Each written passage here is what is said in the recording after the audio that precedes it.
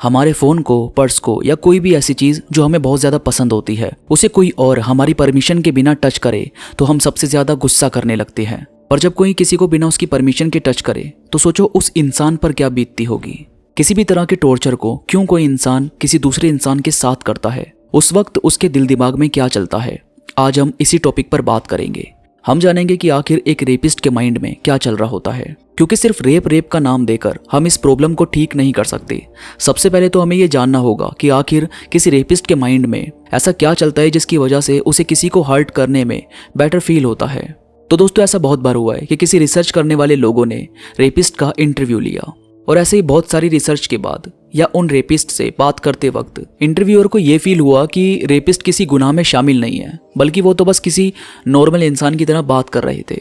Actual में rapist से बात करते वक्त उन्होंने हमेशा यही कहा कि हमने रेप नहीं किया। पहले उनसे पूछा गया कि उन्होंने जबरदस्ती की, तब उन्होंने हाँ में सर हिलाया। पर जब उनसे पूछा कि उन्होंने रेप क्यों किया, तो उन्होंने कहा कि रेप नहीं किया है। यानी उन्हें ये क्लियर ही नहीं है कि जो उन्होंने किया वो कितना बड़ा गुनाह है। उन्होंने अपनी सहूलियत के हिसाब से ही खुद को समझा लिया कि जो उन्होंने किया वो सब ठीक है या उतना गलत नहीं है जितना गलत बताया जा रहा है।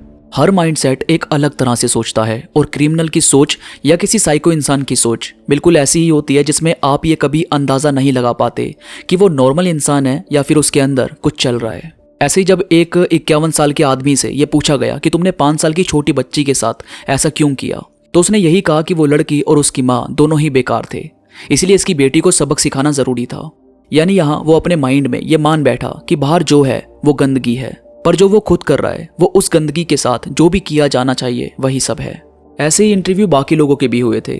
जैसे किसी ने किसी को मार दिया था, पर उन्होंने कभी दूसरे पर ब्लेम नहीं डाला, बल्कि उन्होंने इस बात को खुद पर ही कबूला कि जो उनसे हुआ वह बहुत गलत चीज थी। पर रेपिस्ट बहुत बार यही देखा गया कि उन्होंने अपना सारा गुनाह सामने वाले पर डाल दिया और खुद को यही बोला कि गलती उनकी नहीं थी। अब ऐसा नहीं है कि ये लोग सॉरी फील नहीं करते, ये करते तो हैं पर किसी गलत चीज के लिए।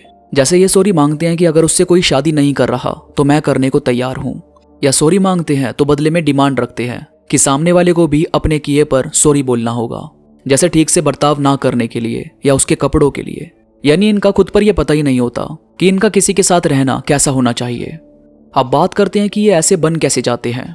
एक्चुअल में जब इन लोगों का इंटरव्यू लिया गया तो किसी को तो शुरू से ही इस चीज में अच्छा लगता था, जैसे अडल्ट वीडियोस देखना या इसकी बातें करना, या किसी का बचपन या पास्ट बहुत अजीब या बुरा था, जिसमें सोसाइटी भी काउंट होती है कि वो कैसे किस तरह के लोगों के बीच रहते हैं या उनका पास्ट कैसे रहा है।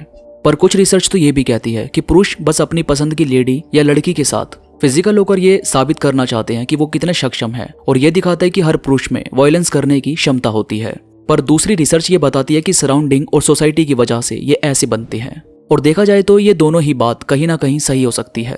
बट रेपिस्ट जरा अलग सोचता है, वो बस किसी को हर्ट करके खुद को बेटर फील करवाता है, क्योंकि उन्हें यही लगता है कि लेडी चिल्लाकर उन्हें और ज्यादा पसंद कर रही है। अगर इसके सॉल्यूशन पर बात करें तो हमें हमारे एजुकेशन पर सबसे ज्यादा फोकस करना होगा। लड़का लड़की के भेदभाव से हटकर दोनों के इमोशंस पर सबसे ज्यादा ध्यान देना होगा, जिससे जेंडर के बीच की जो दीवार है वो खत्म हो सके और दोनों को ये पता चल सके कि कोई किसी के लिए क्या फील कर रहा है। और टीनेज लाइफ की सही जानकारी बताना बहुत जरूरी है। ऐसे ही खुला नहीं छोड़ना चाहिए या किसी भी तरह की बात करने से बचना नहीं चाहिए, बल्कि खुलकर बात करनी चाहिए, जिससे बढ़ती उम्र में ही उन्हें ये एहसास हो सके कि इज्जत क्या है और किसी के साथ कैसे पेश आना चाहिए। बाकी आपको क्या सॉल्यूशन लगते हैं मुझे कमेंट्स में ज़रूर बताना, और वीडियोस को लाइक करके चैनल को सब्सक्राइब ज़रूर करना, ताकि मैं ऐसी ही और भी वीडियोस आपके लिए लेकर आता रहूं। तो इस वीडियो में बस इतना ही। मैं मिलूंगा नई वीडियो के साथ, तब तक अपना ख्याल रखिए।